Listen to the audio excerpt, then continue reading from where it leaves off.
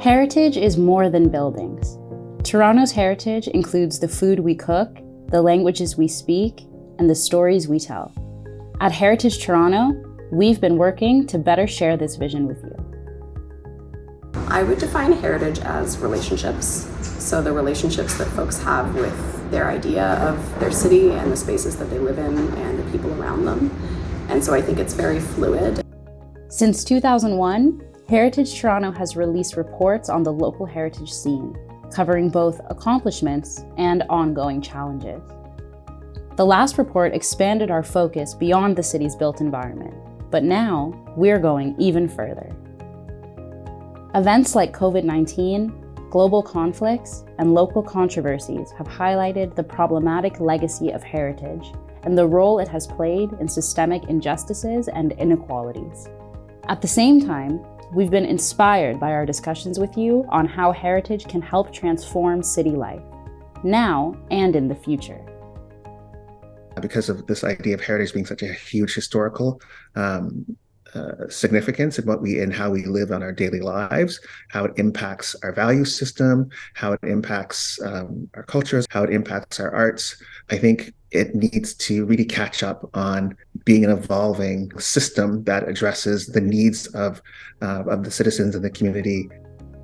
What does real and sustainable change look like? If we take the necessary steps together, what kind of city could Toronto be 5 years from now? Find out what community leaders, city residents, and sector professionals have to say on key opportunities for Toronto's heritage.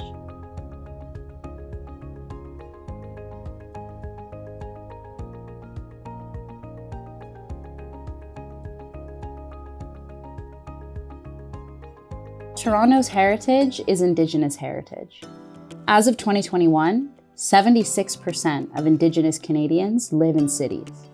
While city residents and Toronto settlers should understand this history, according to a Heritage Toronto survey, more than a third of respondents don't even know that we are all subject to treaties.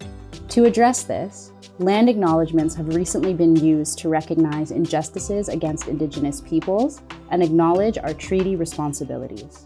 Before, we never heard of land acknowledgements.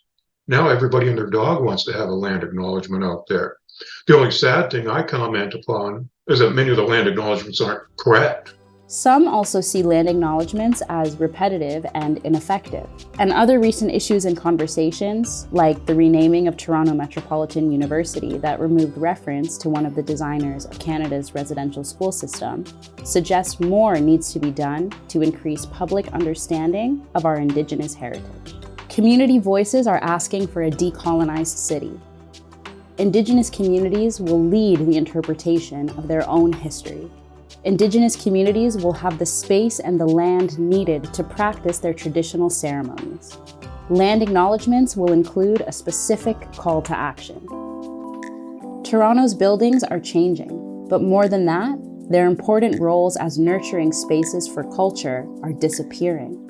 And entire neighborhoods are changing in ways that often don't serve the interests of those who've called them home for generations. Because as much as we're renaming all these things, we're also dealing with gentrification, which is displacing communities and displacing, Black communities.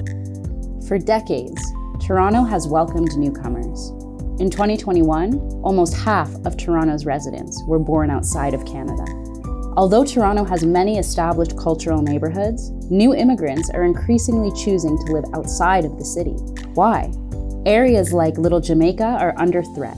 Transit projects are interrupting daily life for its residents, displacing businesses and eroding the cultural identity of the neighborhood. Work is underway to change this. Community voices want the vibrancy of our city's cultural neighborhoods to be protected.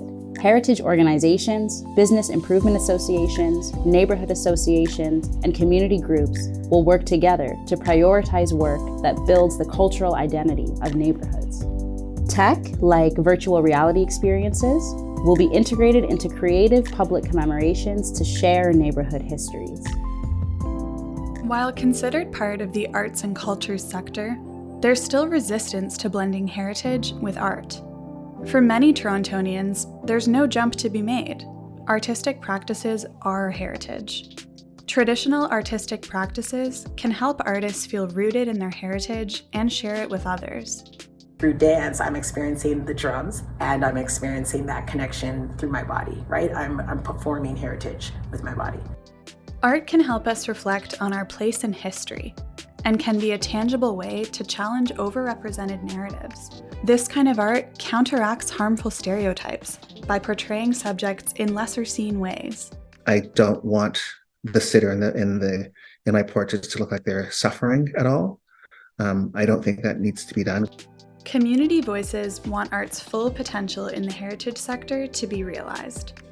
Cross-collaborations will lead to a better understanding and increased public value of the connections between art and heritage.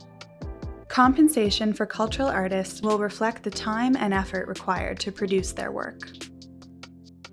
While we know that Toronto's heritage sector will only thrive with diverse perspectives, the sector continues to make slow progress addressing representation.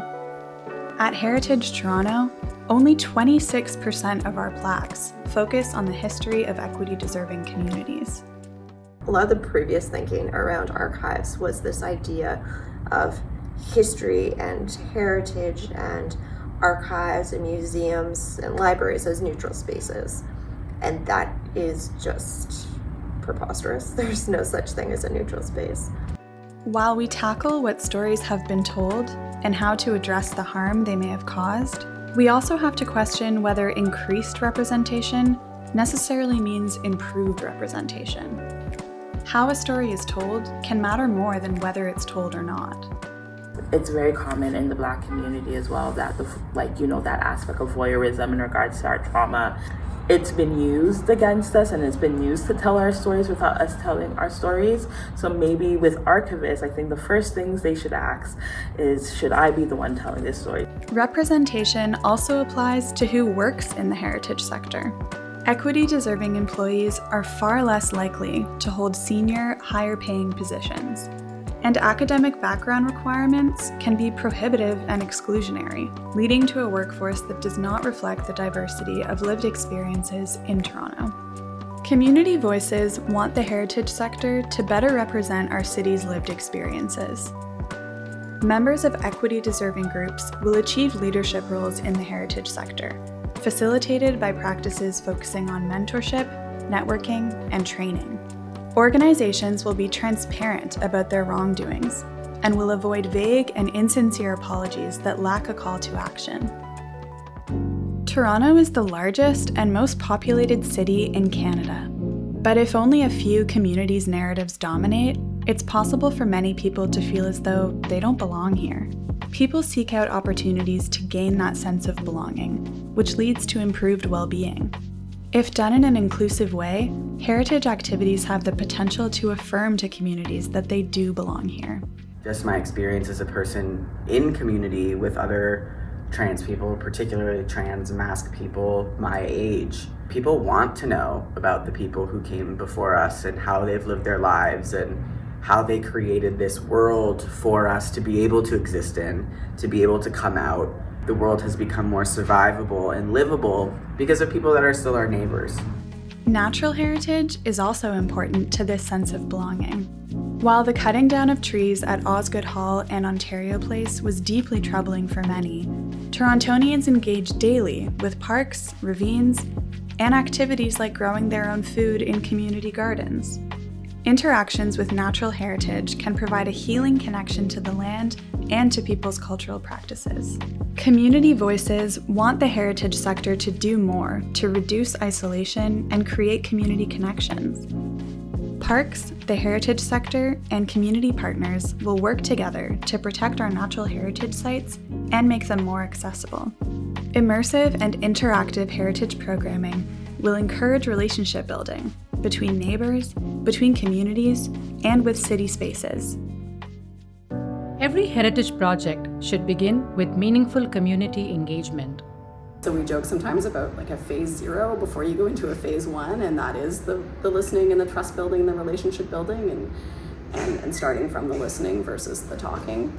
So I think when we're collaborating, we're very mindful of how another group is going to respect our art form, is going to respect our bodies, respect our practices. and that we are not coming there as a token. The heritage sector needs to be more mindful of power imbalances. To cultivate trusting relationships and build the capacity of small organizations, traditional heritage organizations should be prepared to offer resources and expand our understanding of what expert knowledge is and who has it. At the Japanese Canadian Cultural Center, we have a precious collection of oral histories. And at the time we started it, we were a small organization. We had one staff who was tasked to go out and collect as many stories as you can. It's not just about me taking, it's about also giving back. Oftentimes, these are volunteer groups. These are groups that have maybe just 1.5 employees. And if we were hiring a consultant, no one would have any doubts. But because it's an elderly lady in a neighborhood, we're like, oh, but what is she bringing to the table? Well, 70 years of experience in the neighborhood. Community voices are asking for heritage-based collaborations to be more equitable. Fair guidelines that advance present and future priorities of community partners will be developed and followed. Connections between community partners and heritage organizations will be maintained long-term regardless of staffing changes. A lack of funding, especially operational funding, continues to prevent heritage organizations from reaching their full potential. I care about preserving my culture, and that's where most of us, like, the work is rooted in love and passion for it. That being said, you can only do that so long. If you're not going to receive the funding. The groups that often are the most connected to community are often the organizations with the least money. 20% of heritage organizations in Canada are run solely by volunteers. The arts and culture and not-for-profit sectors rely on contract workers more than any other sector in Ontario. Even though there are some funding opportunities, heritage workers are burnt out and frustrated by the funding application process. There's not enough money, and people are all trying to either get access to the same pots of money or are chasing after rich donors who are usually not reflective of the actual communities anymore. Community voices are demanding improvements to the heritage sector's funding landscape. Operational funding for organizations led by equity-deserving groups will be prioritized, and fair criteria will exist for small organizations to access this support. Community groups will control funding for projects that focus on their own lived experiences. Heritage is complicated, but it matters. Toronto's heritage is a collection of stories of hardship, of perseverance, and of hope. Understanding these stories brings people together and strengthens our relationships. Through our heritage, we can build a livable and creative city where everyone feels seen and connected and has a voice in its future.